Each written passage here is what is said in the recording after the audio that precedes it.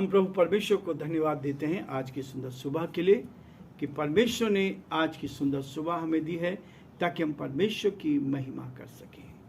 मैं आप सभी का स्वागत और वेलकम करता हूं आज के इस डिवोशन में।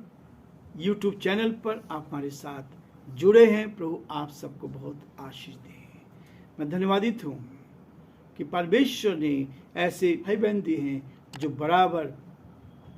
बराबर इस डिवोशन को देख रहे हैं, सब्सक्राइब कर रहे हैं, दूसरों को शेयर कर रहे हैं और अपनी भेंटों के द्वारा भी आप सहयोग कर रहे हैं। परमेश्वर आप सबको आशीष दे।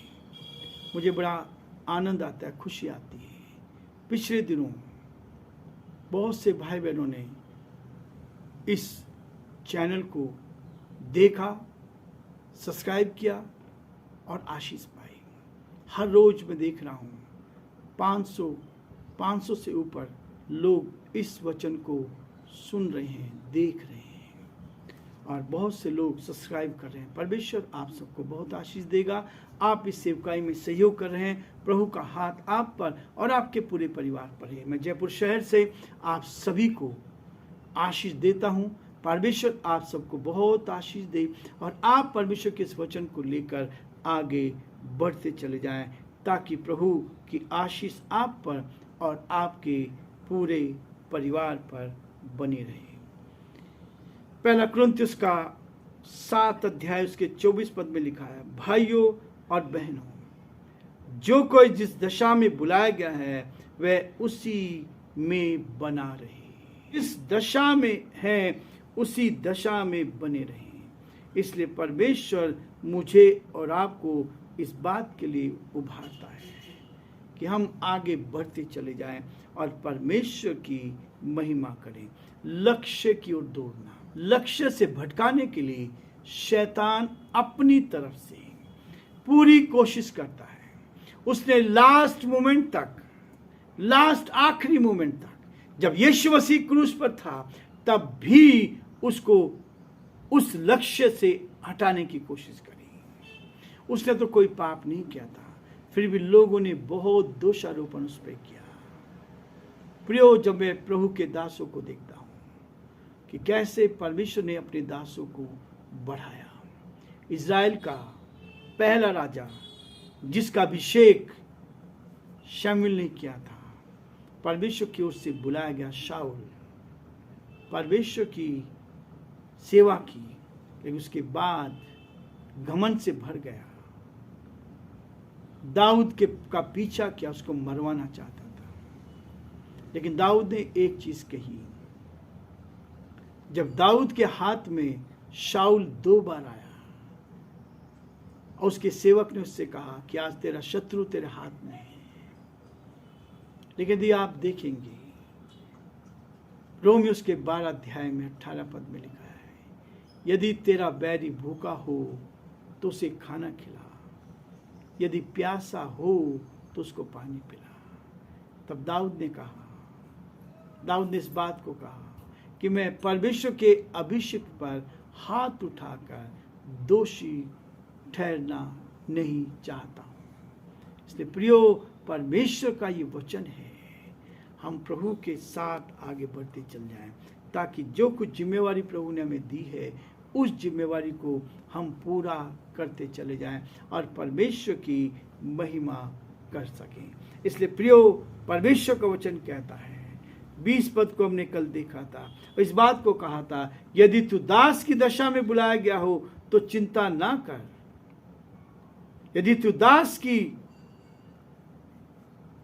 दशा में बुलाया गया है तो चिंता ना कर, परंतु यदि तू स्वतंत्र हो सके तो ऐसा ही काम कर। परमेश्वर मुझे और आपको स्वतंत्र करना चाहता है, आजाद करना चाहता है। पाप की गुलामी से, गलत कामों से, नशे से, शराब से, इन सब से हमें स्वतंत्र करना चाहता है, आजाद करना चाहता है। आज संसार में लोग परमेश्वर के वचन के विरोध में बहुत काम करते जा रहे हैं। जब हम खुद वही काम करते हैं और दूसरों की ओर देखते हैं, दूसरों पर उंगली उठाते हैं, तब प्रियो प्रभु का वचन कहता है, पहले मैं अपने आप को जांचूं, पहले मैं अपने आप को देखूं। और जब मैं अपने आप को देखता हूं तब पाता हूं कि मैं बहुत कमज़ोर हूं और जो दूसरे लोग हैं वो मुझसे कहीं मजबूत हैं।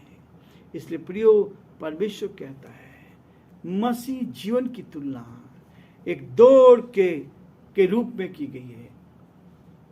जब दौड़ में दौड़ते हैं तो दौड़ में तो बहुत दौड़ते हैं, लेकिन उसके नियम और कानून भी होते हैं। परमेश्वर का वचन कहता है कि जब आप दौड़ में दौड़ते हैं तो नियम के अनुसार दौड़ना चाहिए। जब आप इस दौड़ में हैं तो परमेश्वर आपसे चाहता है कि आप उसके नियम और कानून की पालना करते चले जाएं। इसलिए प्रियो, परमेश्वर का वचन कहता है परमेश्वर ही ने प्रत्येक के लिए दौड़ने के लिए एक पटरी निर्धारित की है। मुझे और आपको दौड़ना है इस संसार में, इस प्रभु के साथ हमें दौड़ना है। और जब दौड़ना है, एक निर्धारित पटरी उसने तय की है, एक ट्रैक तैयार किया है ताकि आप उसमें होकर आगे बढ़ते जाएं। उसके भीतर उसे दौड़ना है, उस ट्रैक के अंदर अंदर चलना है। यदि आप उस ट्रैक में होकर, प्रभु के साथ होकर आप चल रहे हैं, उसमें दौड़ रहे हैं, तो एक ही दाग की बारी के में कार्य के लिए आप बुलाए गए हैं, एक ही काम के लिए बुलाए गए हैं। परमेश्वर का वचन है, प्रभु मसीह ने जब इस संसार में था, इससे पहले कि स्वर्ग में उठा लिया जाए, उसने अपने चेलों को एक आदेश दिया। और यह आदेश है जो वास्तव में मेरे आपके लिए है। जिस व्यक्ति के जीवन में चेले प्रभु के पास आए, चेलों को प्रभु ने बुलाया, उस पहाड़ के ऊपर लेकर चला गया, और जब उस पहाड़ के ऊपर ले गया तो उनके सामने उसने इस बात को कहा। जब वे उस पहाड़ पर थे और वहां ले जाकर प्रभु ने अपने चेलों को एक संदेश दिया। 16 अध्याय का 15 पद कहता है, और उसने उनसे कहा, सारे जगत में जाकर सारी सृष्टि के लोगों को सुसमाचार का प्रचार करो। कितने भाई बहन हैं, कितने मसीह लोग हैं जो अपने आप को मसीह कहते हैं, जो अपने आप को क्रिश्चियन कहते हैं, सुसमाचार का प्रचार करते हैं। कितने लोग गांव में जाके प्रचार करते हैं, कितने लोग लोगों को टैक्स देते हैं। ये परमेश्वर का वचन है, हम उसको टालते जाते हैं। ये वचन है जिसको हम टालते हैं। हमने कितने लोगों को बचाया। वो कहता, तुम जाओ और सारे जगत में जाकर सारी सृष्टि के लोगों को सुसमाचार का प्रचार करो। आज हम डरते, अपने घर से निकलना नहीं चाहते, अपनी कलीसिया से बाहर निकलना नहीं चाहते। परमेश्वर का वचन क्या है? यह है वो वचन जिसको हमें पालन करना है। यदि मेरा जीवन बदला है, यदि आपका जीवन बदला है, तो कोई रोक नहीं सकता। प्रभु का वचन कहता है, तुम उनसे मत डरो जो शरीर को घात कर सकते हैं, उससे डरो जो आत्मा को घात कर सकता है और आत्मा को नरक में डाल सकते हैं। संसार में लोग क्या कहते हैं, लेकिन परमेश्वर का वचन कहता है प्रियो कि जो विश्वास करेगा, तुम जाओ सारे जगत में सारी सृष्टि के लोगों को सुसमाचार का प्रचार करो। ये प्रभु की आज्ञा है, ये प्रभु की आज्ञा है, जिसको आज बहुत सारे लोग टाल रहे हैं। बहुत सारे मसीह लोग इस वचन को लेकर नहीं चलते। और उसके बाद कहता है, जो विश्वास करे और बपतिस्मा ले। क्या है बपतिस्मा?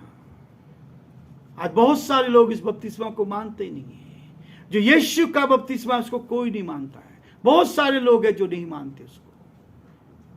जो विश्वास करे, सुसमाचार प्रचार करना है, जो विश्वास करे बपतिस्मा ले, उसी का उद्धार होगा।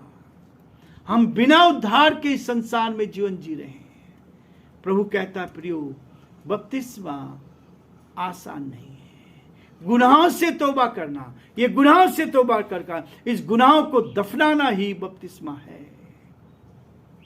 और ये बपतिस्मे की गहराई है। और बपतिस्मा कौन सा करते हैं? आजकल लोगों ने बहुत सारे बपतिस्मे, कोई छिड़काव का मानता है, कोई झंडे के नीचे, जो वचन को बिल्कुल बदल दिया है। वचन में कहीं भी नहीं लिखा है कि हम छिड़काव को बपतिस्मा दें। एक जगह इब्रानियों में लिखा है, वो हृदय के लहू का छिड़काव कहता है। इसलिए हम यीशु मसीह को मानते हैं, लेकिन जो यीशु मसीह ने बपतिस्मा लिया उसको नहीं मानते हैं। जो विश्वास करे और बपतिस्मा ले, उसी का उद्धार होगा। प्रियो, ये वचन बहुत गहरा है। इस वचन की गहराई को जब आप चलेंगे, आप देखेंगे कि वचन को पालन करना परमेश्वर की सामर्थ से होता है। यदि आपने उद्धार का अनुभव प्राप्त किया है, मैं देख रहा था, मैं सुन रहा था, इन दिनों बहुत सारा अध्ययन कर रहा हूँ, इन दिनों बहुत सारे चीज देख रहा हूँ, एक दूसरे सेवकों की बातें देख रहा हूँ, सुन रहा हूँ। कहाँ है कमी मेरे अंदर, कहाँ है कमी, इस चीज को देख रहा हूँ, ताकि और अधिक प्रभु के साथ चल सके, ताकि प्रभु की महिमा कर सके, और जो परमेश्वर की योजना है उसको पूरा करे। जो विश्वास करे और बपतिस्मा ले, उसी का उद्धार होगा, और जो विश्वास ना करेगा वो दोषी ठहराया जाएगा।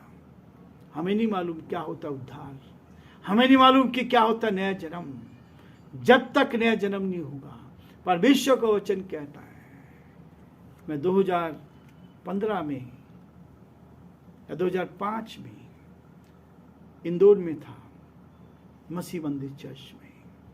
वहाँ मैंने इस वचन को रखा कि जिसने एक बार जन्म लिया है वो 2 बार मरेगा, और जिसने 2 बार जन्म लिया है वो 1 बार मरेगा।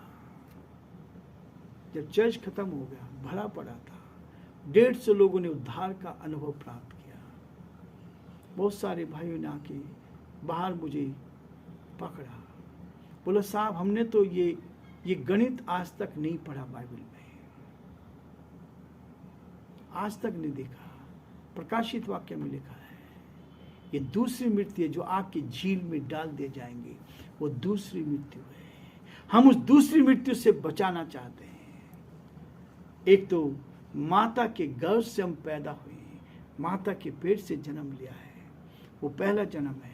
और जब दूसरा आत्मिक, यीशु मसीह ने निकोदेमुस से कहा, यदि मनुष्य देह से न जन्मे तो परमेश्वर के राज्य को देख नहीं सकता, परमेश्वर के राज्य को देख नहीं सकता। नया जन्म होना बहुत जरूरी है, जिसको बाइबल में लोग नहीं मानते हैं। बाइबल को पूरी तरह से नजरअंदाज कर देते हैं। इसलिए प्रियो, प्रभु का वचन है जो हमें उठाना चाहता है, जो हमें इन चीज़ों में से निकाल कर उस ओर ले जाना चाहता है, ताकि हम परमेश्वर की महिमा करते चले जाएं और उसके नाम को हम धन्य कहते जाएं। क्योंकि वो कहता है, जिस दशा में तुम बुलाए गए उसी दशा में रहो। यदि तू दास की दशा में बुलाया गया हो तो चिंता ना कर, परंतु यदि तू स्वतंत्र हो सके तो ऐसा ही काम कर। प्रभु आप सबको बहुत आशीष दे और प्रभु का हाथ आप सब पर बनाए।